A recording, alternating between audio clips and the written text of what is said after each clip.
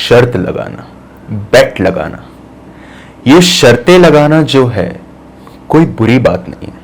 हर छोटी मोटी बातों पर हम लोग शर्त लगा ही लेते हैं, चाहे क्रिकेट के ऊपर बात हो या फिर आमतौर पर जिंदगी में।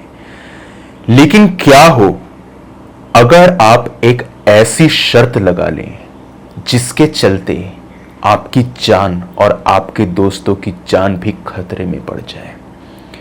कभी कभी क्या होता है ना, जब हम किसी से शर्त लगाते हैं तो बात हमारी ईगो पर आ जाती है कि तूने मुझे ये कैसे कह दिया, तू क्या समझता है मैं डरपोक हूं। और ये जो फीलिंग है ना डरपोक होने की, ये इंसान से बहुत कुछ करवाने की हिम्मत रखती है। आज की कहानी जो है ये एक ऐसी ही शर्त से रिलेटेड है जहां पर 4 दोस्तों के बीच में एक बहस छिड़ी, उसके बाद में एक शर्त लगी और उस शर्त का नतीजा क्या होने वाला था इसके बारे में उन्होंने कभी भी नहीं सोचा था। यह शर्त कितनी महंगी पड़ेगी कोई अंदाजा नहीं था उन्हें। तो क्या है पूरा का पूरा मामला, विस्तार से आपको बता देता हूं। कहानी की शुरुआत होती है 2011 से। यहां पर 4 दोस्तों से जुड़ी हुई कहानी है। चारों दोस्तों के नाम बताने काफी जरूरी है। दोस्तों के नाम है विशाल, पारस, शिवम और सोहेल। ये 4 दोस्त एक वक्त पर बेस्टीज हुआ करते थे। कॉलेज में दबदबा था इनका, रुतबा था, और कहते हैं ना मौज मस्ती करते करते ही कॉलेज की लाइफ इन्होंने काट डाली। सब कुछ ठीक हुआ, उसके बाद में अपने अपने प्रोफेशन में ये लोग बिजी हो गए। कोई दिल्ली चला गया, कोई मुंबई चला गया, कोई बेंगलोर चला गया, तो कोई चेन्नई चला गया। मिलने जुलने तक का भी वक्त नहीं था, बस कॉल वगैरह पे बात हुई तो हुई। और 2011 के वक्त पे सोशल मीडिया इतना ज्यादा नहीं था जितना आज के वक्त पे हम देखते हैं। तो ज्यादा बातचीत नहीं, बस थोड़ी बहुत हुई तो हुई। इनका होम टाउन था यहाँ पर उत्तराखंड में, तो सारे लोग उत्तराखंड से ही थे और इन्होंने सोचा थोड़ा वक्त ऑफ लेके क्यों ना सारे दोस्त मिलके वापस से उन्हीं दिनों को याद करें, तो काफी सही रहेगा। सबको मनाया गया, मनाने में प्रॉब्लम आई और सब लोग फाइनली मान ही गए। चारों दोस्त विशाल, पारस, शिवम और सोहेल एक बार यहां पर 18 मई 2011 को उत्तराखंड में अपने होम टाउन पहुंच जाते हैं। बातें नॉर्मली ही शुरू हुई कि क्या चल रहा है लाइफ में, तेरी लाइफ में क्या है, तेरी गर्लफ्रेंड कैसी है, तेरा बॉस कैसा है। कोई बॉस की बुराई कर रहा है, कोई गर्लफ्रेंड से परेशान है, कोई माँ बाप से परेशान है, कोई सैलरी को लेके परेशान है। परेशानी तो जिंदगी में चलती ही रही इनकी, और शुरुआत से ही ये सिनेरियो था कि हमेशा ये लोग परेशान रहते ही थे। सोहेल कहता है यार गर्लफ्रेंड जो है बहुत खर्चे कराती है। विशाल कहता है यार बॉस जो है ना उसने, मैं क्या बताऊं, मेरी ना बैंड बजा रखी है। मतलब यार इतना परेशान ना किसी को करना नहीं चाहिए। बाकी दोनों दोस्तों ने अपनी बात कही। फिर वापस से इन्होंने कॉलेज के दिनों को इधर याद करना शुरू कर दिया। बात जब कॉलेज पर आई तो लेक्चरर से लेकर क्रश से लेकर बात भूतों पे आके रुक गई। भूतों वाली चीज क्या थी ना कि इधर विशाल, पारस, शिवम और सोहेल, इन चारों की नेचर थोड़ी सी बतानी जरूरी है क्योंकि कहानी आगे बढ़ेगी नहीं। विशाल और पारस ये इस किस्म के लड़के थे, ये दोनों ही डरपोक तो थे ही और भूत प्रेत में भी मानते थे, अच्छा खासा मानते थे। दोनों में से किसी ने भूत को नहीं देखा और ना ही इधर शिवम और सोहेल ने भूतों को देखा। लेकिन जहां पर विशाल और पारस इनमें मानते थे, उन दोनों का इन सब चीजों से कोई लेना देना नहीं। यहां पर सभी लोग बैठ करके अब पारस की टांग खिंचाई करना शुरू कर देते हैं। भाई तू तो यार हद से ज्यादा डरपोक था, कॉलेज के अंदर तेरे से ज्यादा डरपोक लड़का हमने कभी नहीं देखा। वो तो भला मान कि तुझे हम जैसे लोग मिले, जिसके चलते तेरी थोड़ी इज्जत बची रही, नहीं तो भाई तेरी कोई इज्जत नहीं करता। पारस इस किस्म का था कि बात को ईगो पे वो ले जाया करता था, मौज मस्ती करता था, मस्ती मजाक करने वाला था वो, लेकिन बात ईगो पर आई ना तो वो कुछ भी कर जाता था। इंटेलिजेंट था, सब कुछ जिंदगी में सही था उसकी, लेकिन ये चीज उससे टॉलरेट होती नहीं थी। बात आगे बढ़ती है, सोहेल कहता है, यार तेरे को याद है शिवम, इसकी क्या हालत हुई थी उस वॉशरूम के अंदर, जब हमने कहा था कि हिम्मत हो तो इधर लेडीज वॉशरूम के अंदर जा, और वहां पर इसकी क्या हालत हुई थी। विशाल कहता है, अरे हाँ यार कुछ हुआ तो था, मुझे ठीक से याद नहीं, कुछ बताओ ना क्या क्या हुआ था। तो विशाल को सब मालूम था कि क्या हुआ था, लेकिन वो जबरदस्ती उसकी टांग खिंचाई करने में लगा था। इधर शिवम कहता है, याद है उस औरत का भूत जिसके बारे में पूरा कॉलेज जानता था। सोहेल कहता है, हाँ हाँ हाँ हाँ, वो भूत, वो वाइट लेडी, वो कहते हैं कि एक वाइट गाउन में घूमती है, और वो कुछ यहाँ पर 100 साल पहले मर चुकी थी इसी बाथरूम के अंदर, और तब से उसकी आत्मा भटक रही है, उसी के बारे में ना। तो सब लोग कहते हैं, हाँ याद है हमें। पारस चुपचाप बैठा था।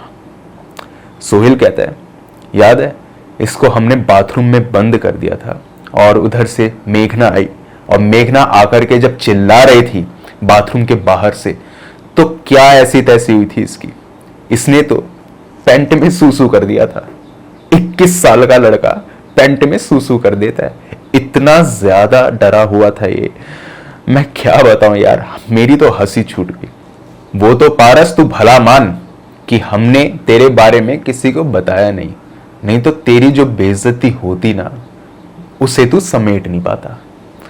पारस कह रहा, देखो तुम लोग जो ये बात कर रहे हो ना, ये बात मस्ती मजाक तक ठीक है, लेकिन जिस चीज को तुम जानते नहीं, जिससे तुम अनजान हो, उसका ऐसे मजाक मत उड़ाओ, क्योंकि ये मस्ती मजाक जो है ना, ये बहुत भारी पड़ जाता है।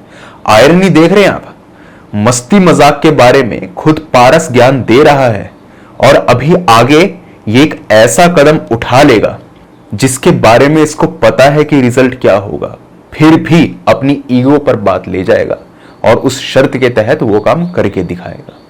यही पारस जो अब तक इतना ज्ञान पेल रहा है।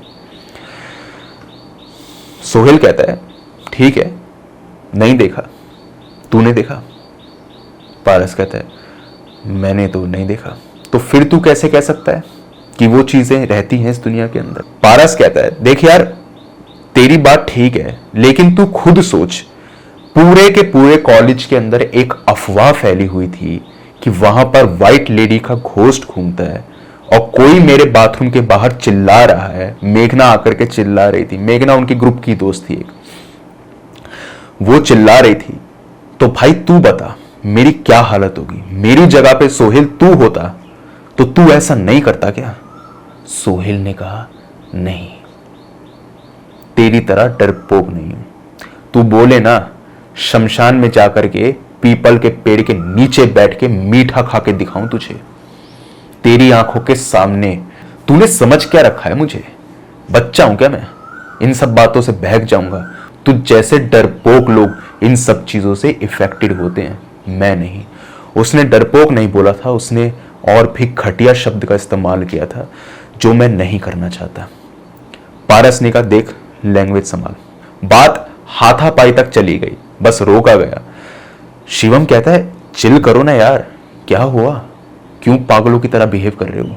मिले हैं हम लोग, ऐसी बातें चल रही हैं। पारस तुझे अच्छा नहीं लग रहा तो कोई नहीं ना यार, हम टॉपिक चेंज करते हैं। पारस कहता, नहीं, टॉपिक यही रखो, अब बात इसी पे होगी, तुम रखो इसको, और मैं बताता हूं तुम्हें भूत प्रेत होते हैं या नहीं होते।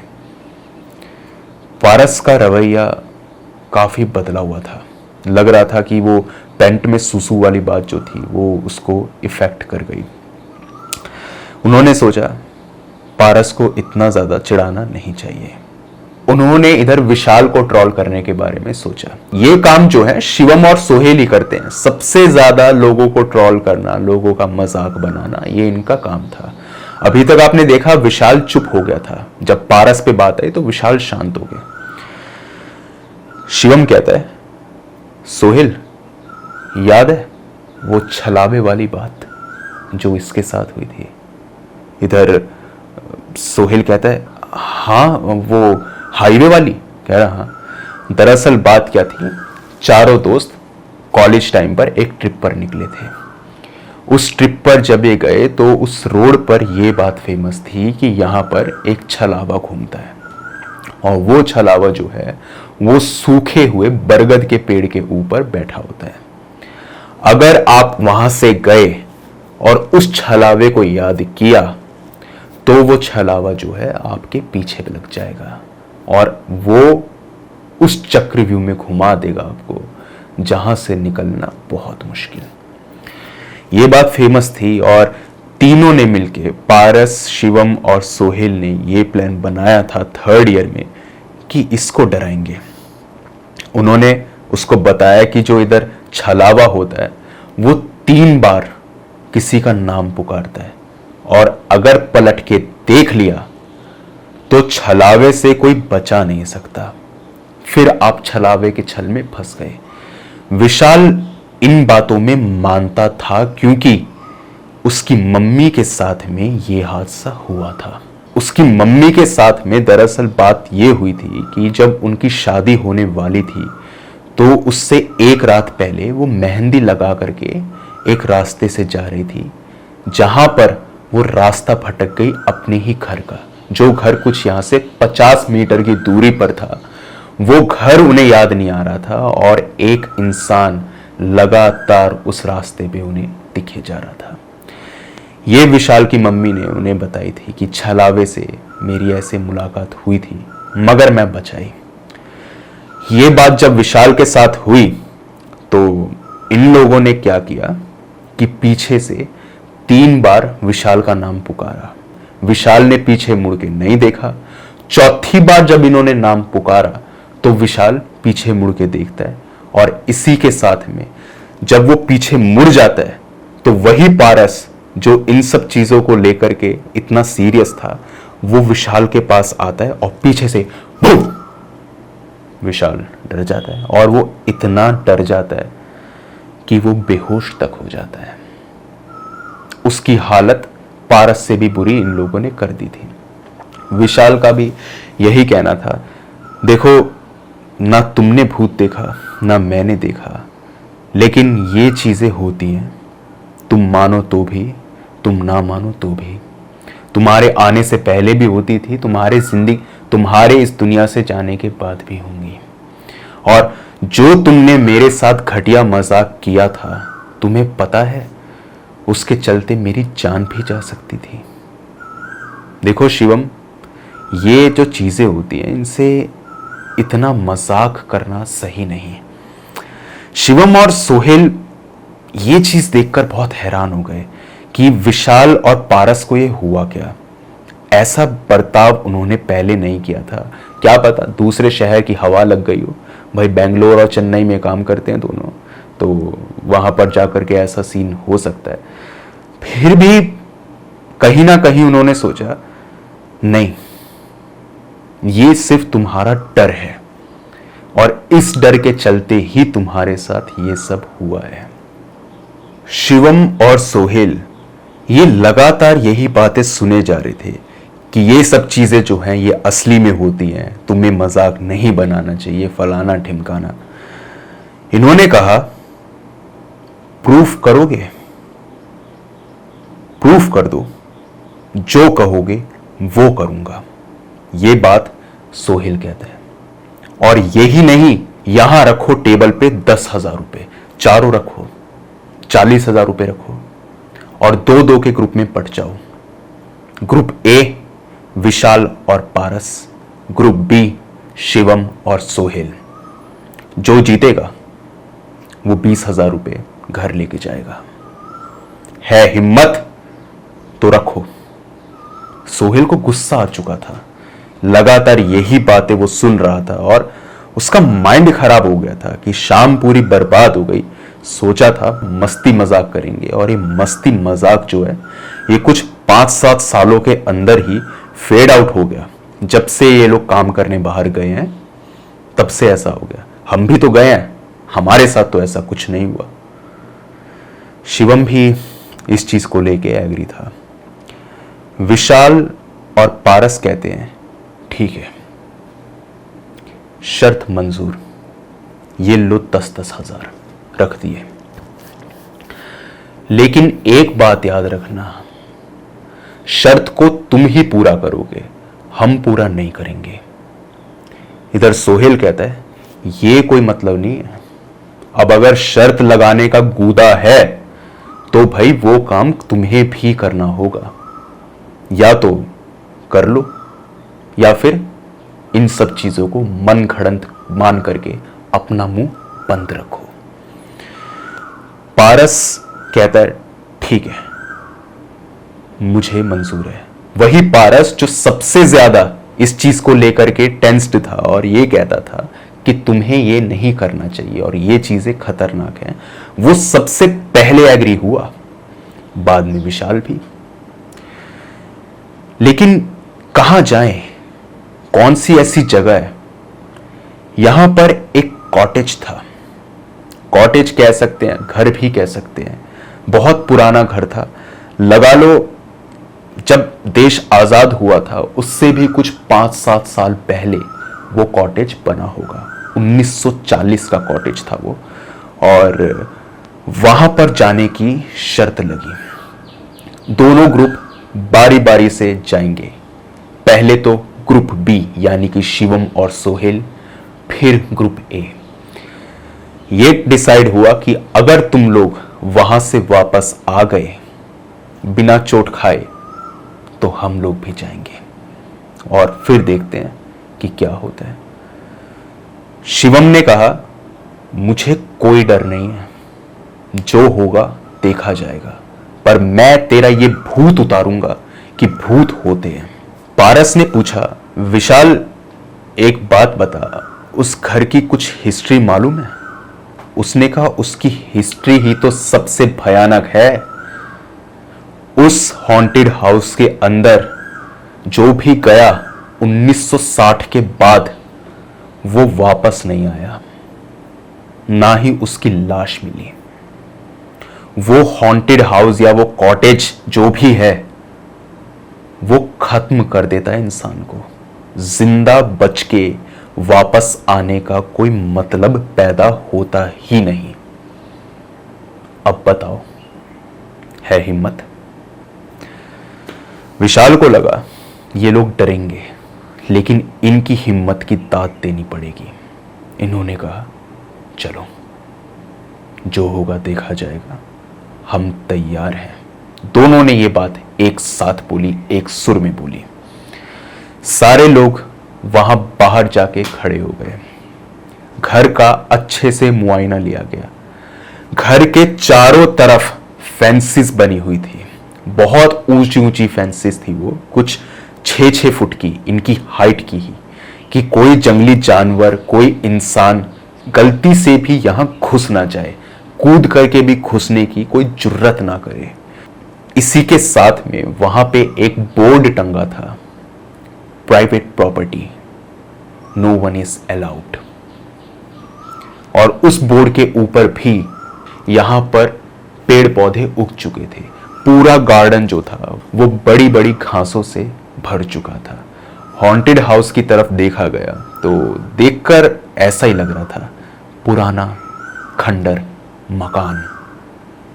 एक ईरी वाइब, एक क्रीपी वाइब थी, लेकिन हॉन्टेड, ये वो दोनों मानने को तैयार नहीं थे। विशाल और पारस की हालत यहां आते ही बुरी हो गई। वो तो जाने को हुए, उन्होंने तो कहा भाई हम तो जा रहे हैं, लेकिन इतने में ही ग्रुप बी वाले बोलते हैं रुक जाओ भाई, रुक जाओ, पहले हम जा रहे हैं, तुम रुको यहां पे। फेंसिस को काटा गया और काट करके ये फैसला किया गया कि इधर 15 मिनट या 20 मिनट तक अगर किसी की अंदर से आवाज नहीं आएगी तो लोगों को हेल्प के लिए बुलाया जाएगा। और ये विशाल और पारस पे ही था कि किस तरीके से लोगों को कन्विंस करेंगे कि इस घर के अंदर जाओ, क्योंकि कोई भी नहीं जाता था वहां।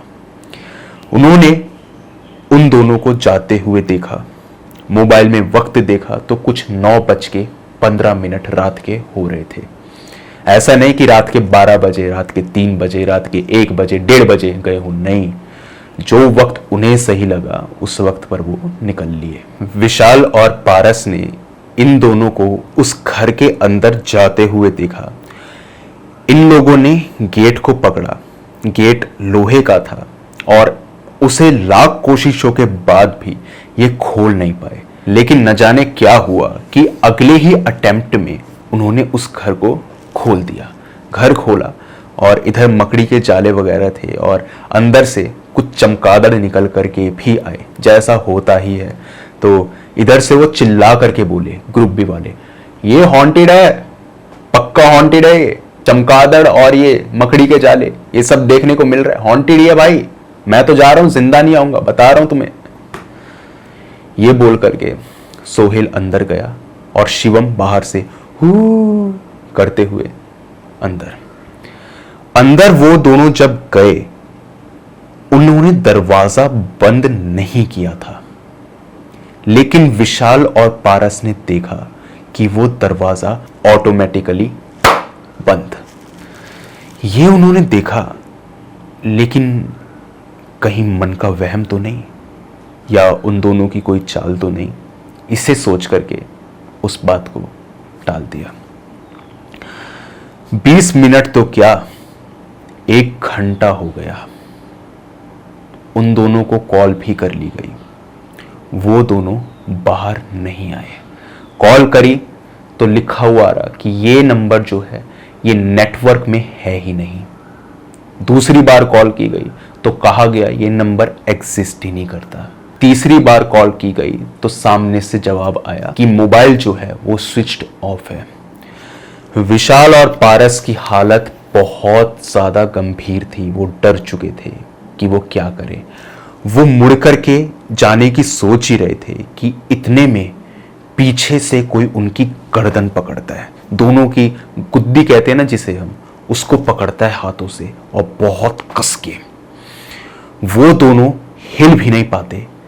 इतने में एक आवाज आती है, विशाल, तू तो जानता था कि यहां जाना खतरे से खाली नहीं, फिर क्यों अपने दोस्तों की जान ले ली।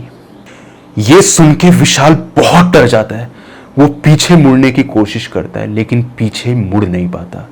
इतने में ही पीछे से जो पकड़ होती है वो ढीली पड़नी शुरू हो जाती है और तालियों की आवाज आती है। और इसी के साथ में सोहेल कहता है, अबे यार शक्लें देखो अपनी, डरे पड़े हो। शक्ल पे 12 बजे हुए हैं, वक्त घड़ी के अंदर 10:15 का हो रहा है। तुम शक्ल देखो, अभी 12 बजने में टाइम है यार, अभी नहीं बजे 12। देखो जिंदा वापस आया हूं मैं, बिल्कुल जिंदा, कुछ नहीं हुआ मुझे, तुम्हारे सामने खड़ा हूं, चाहो तो हाथ पकड़ के देख लो जैसे तुम्हें लगे। पारस को लगा ये भूत है। उसने उसका हाथ पकड़ा, नब्ज चल रही थी, वो जिंदा था। उसने कहा, सोहेल, शिवम भी तो था, वो कहां गया। उसने कहा, भाई मुझे नहीं पता। शिवम कहा, मैं तो अकेले घर को एक्सप्लोर कर रहा था और वो कह रहा था मैं अलग कमरे में जाऊंगा, तू अलग में जा। भाई मुझे लगा वो आ गया होगा, वो कहां है मुझे नहीं पता। उन्होंने कहा, बेवकूफ इंसान, वो कहां है सच सच बता, मजाक नहीं है, मजाक नहीं है। उसने कहा, भाई मुझे नहीं पता। इतने में शिवम सामने से चीखता हुआ दौड़ता हुआ उनके पास आता है और उनके पैरों में पड़ के कहता है, भाई यहां से भागो, ये घर हॉन्टेड है, भाई भागो यहां से, भागो प्लीज भागो यार, ये घर सबको मार डालेगा, भाई भाग जाओ यहां से, भाई भागो प्लीज भागो यार। ये वो बोलता है और इसके बाद वो भी हंसना शुरू कर देता है। कहता क्या है इस घर के अंदर, अब कुछ तो हो, खंडर है ये, इसको देख के ऐसा लग रहा है कि 1957 के बाद से यहां पर कुछ भी नहीं बदला। और इतना घटिया मकान है यार, धूल मिट्टी सांस लेने की दिक्कत है। इधर सीढ़ियों पर दीमक पड़ी हुई है यार। क्या हॉन्टेड हाउस है कि कबाड़ा हाउस है कि कुछ नहीं था यहां पे, अब जाओ तुम लोग। इधर पारस कहता है, एक बात बताएगा, तुझे कैसे पता कि ठीक 1957 के बाद से ही इस घर के अंदर कोई नहीं गया? इंसान जब भी ये बातें बोलता है तो 1960, 1965, 70, क्योंकि 10 साल का अंतर रखता है वो, लेकिन उसने एग्जैक्ट बताया 1957। इधर शिवम कहता है, वहां पे कैलेंडर लटका हुआ है, 1 जनवरी 1957, और उसके बाद का कोई कैलेंडर पूरे घर में नहीं है। 1 जनवरी 1957 को शायद कुछ ऐसा हुआ इस घर के अंदर जिसके चलते इस घर को बंद कर दिया गया। विशाल, तू तो जानता है इसकी हिस्ट्री, तू बता यहां पे क्या हुआ। विशाल कहता है, भाई मुझे बस जितना पता था मैंने बता दिया।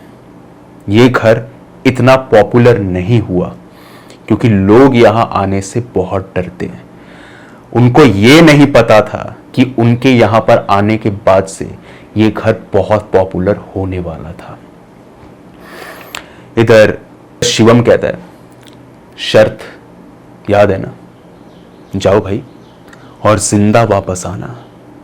हम लोग तो मर चुके हैं पर तुम्हें जिंदा आना है। उन लोगों ने ध्यान नहीं दिया इस बात पे कि ये क्या बोल रहा है और वो सोचते हैं कि इसको इग्नोर किया जाए। लेकिन शिवम फिर बोलता है, मैं मजाक नहीं कर रहा, मैं मर चुका हूं। पारस भी मर चुका है और विश्वास नहीं होता तो अंदर जाके देख लो। लेकिन मेरी मानोगे तो बस यही कहूंगा कि अंदर मत जाओ, मौत नाच रही है वहां। हम मर चुके, हमें मुक्ति नहीं मिलेगी। तुम्हारे पास वक्त है, चाहो तो यहां से वापस चले जाओ, भूल जाओ उस शर्त को, चले जाओ। सोहेल कहता है, नहीं नहीं, शर्त कैसे भूलेंगे, जाएंगे अंदर। वो कहता है, मैं कह रहा हूं ना, ये घर हॉन्टेड है, मत जाओ अंदर। विशाल और पारस को लगता है कि ये जो है इधर शर्त के पैसे जीतना चाहता है और इसको ये लगता है कि हम अंदर जाकर के सेफ नहीं रहेंगे, इसलिए इतनी बकवास ये कर रहा है। वो कहता है, हम जाएंगे। शिवम कहता है, सोहेल की बात पे विश्वास मत करो, मैं मर चुका हूं। ये घर भूल भुलैया है, ये घर घर नहीं है, ये घर नर्क है, मत जाओ। जो ये दिख रहा है वैसा नहीं है। थोड़ा उन्हें डर लगा, डरपोक तो वो थे ही, लेकिन उन्होंने यहां पर उसको चुप कराया और अंदर चले गए। विशाल को लगा कि कहीं शिवम सही तो नहीं कह रहा। अचानक से वो मुड़ के देखते हैं तो शिवम वहां पर नहीं था और ना ही सोहेल। दोनों गाड़ी के पास खड़े थे और दोनों ही वहां पर मौजूद नहीं थे। एक बार को तो इधर विशाल को लगता है कि शायद वो भूत है, लेकिन पारस कहता है कि नहीं, हमें अंदर जाना है। वो दोनों भी अंदर जाते हैं और अंदर जाकर के गेट वैसे ही क्लोज होता है जैसे कि ग्रुप बी वालों के साथ में हुआ था। उन्होंने घर को बंद नहीं किया, घर अपने आप बंद हुआ। वो इधर गेट खटखटाते हैं और कहते हैं, सोहेल गेट खोल, देख मजाक नहीं है यार, गेट खोल दो यार, प्लीज यार, प्लीज प्लीज। बाहर से कोई आवाज नहीं, कोई रिस्पॉन्स नहीं। वो सोचते हैं कोई बात नहीं, थोड़ा एक्सप्लोर करते हैं और फिर हम लोग यहां से बाहर चले जाएंगे। इतने में विशाल देखता है कि सामने एक कमरा है फर्स्ट फ्लोर पे और नीचे स्टेयरकेस जा रही है लेफ्ट हैंड साइड में। उधर से स्टेयर जा रही है और वहां पर जाने की वो सोचता है। वो पारस को कहता है, पारस ये स्टेयरकेस देख रहा है लेफ्ट हैंड साइड में, चलें एक बार ऊपर देखते हैं। वो कमरा यार बड़ा ना मस्त लग रहा है, एक बार चलते हैं। पारस कहता है लेफ्ट हैंड साइड, स्टेयरकेस तो राइट हैंड साइड में है। विशाल कहता है नहीं, मैं राइट वाली स्टेयरकेस की बात नहीं कर रहा, लेफ्ट हैंड साइड वाली की। पारस ने कहा लेफ्ट हैंड साइड वाली? तू तो ऐसे बोल रहा है जैसे यहां पे दो हो। उसने कहा हाँ, दो ही तो स्टेयरकेस है, लेकिन पारस को सिर्फ राइट हैंड साइड वाली स्टेयरकेस ही दिखाई दे रही थी। ये दोनों वो बातें कर ही रहे थे कि उनकी नजर कैलेंडर पे पड़ती है, जहां पर डेट थी 1 जनवरी 1957 और नीचे लिखा था प्रियास बर्थडे। जो बात शिवम ने बोली थी एग्जैक्ट वो बात यहां हो रही थी। कैलेंडर भी था और घर उनको अपने इशारों पर नचा रहा था। उन्हें लगता है कि हमने यहां पर आकर के कोई गलती तो नहीं कर दी। इसी के साथ में उन्हें एक चीख सुनाई देती है। एक औरत बहुत तेज चीखती है राइट हैंड साइड से। दोनों वहां पर गर्दन घुमा के देखते हैं और इसके आगे, खैर इसके आगे जो हुआ वो मैं आपको सेकंड पार्ट में यानी कि कल बताऊंगा, क्योंकि ये स्टोरी काफी ज्यादा लंबी होगी। तो इसका जो सेकंड पार्ट है वो कल आएगा, उसका आप इंतजार कीजिए। आपको क्या लगता है शिवम और सोहेल जिंदा हैं भी कि मर चुके हैं? पारस और शिवम जो हैं वो जिंदा बचेंगे या नहीं? क्योंकि इस घर की हिस्ट्री रही है, जो भी 1960 के बाद यहां पर आया वो कभी भी जिंदा वापस नहीं गया। घर तो 1957 में ही बंद हुआ लग रहा था। 1960 का क्या सीन है? तब क्या हुआ? प्रिया कौन थी? ये घर हॉन्टेड क्यों है? वो चीख किसकी थी? और क्यों इस घर के बाहर फेंसेस लगी हुई थी जिसे तोड़ करके ये चारों बेवकूफ अंदर गए थे? इन सारे सवालों का जवाब आपको मैं कल दूंगा, लेकिन आपकी थ्योरीज जो है, आपकी राय जो है वो जानना चाहूंगा मैं कमेंट सेक्शन में। ज़रूर कमेंट डाउन कीजिए, बताइए मुझे आपको क्या लगता है। तो अगर आपके पास में भी कोई ऐसा ही हॉरर और क्रीपी इंसिडेंट है तो आप मेरे साथ शेयर कर सकते हैं मेरी जीमेल और इंस्टा आईडी पर। जीमेल आईडी ऊपर दिखाई दे रही होगी आपको, इंस्टा आईडी का लिंक डिस्क्रिप्शन बॉक्स में मौजूद है। दोनों ही प्लेटफॉर्म्स में से जिस भी प्लेटफॉर्म पे आप कंफर्टेबल हो वहां पे जाकर के अपनी स्टोरी मेरे साथ साझा कर दीजिए। जैसे ही आपकी स्टोरी मुझे मिलेगी उसके ऊपर एक सेपरेट डिटेल्ड वीडियो मैं बना दूंगा। तो आपकी स्टोरी का बेसब्री से इंतज़ार रहेगा मुझे। और रिक्वेस्ट आपसे इतनी ही है कि जब भी अपनी स्टोरी को भेजें तो जितना डिटेल में हो सकता है उतना डिटेल में भेजिए, ताकि उन इवेंट्स को मैं उसी तमीज़ के साथ में आपके सामने रख सकूं जिस तरीके से आपने उन्हें मेरे सामने रखा है। अगर आपको यहाँ पे टाइप करने में प्रॉब्लम है तो वॉइस मैसेज के द्वारा भी अपनी स्टोरी मेरे साथ साझा कर सकते हैं। ये एक छोटी सी गुजारिश है मेरी आपसे। और आज की वीडियो के अंदर तो बस इतना ही था। मिलता हूँ कल इसके दूसरे पार्ट के साथ में।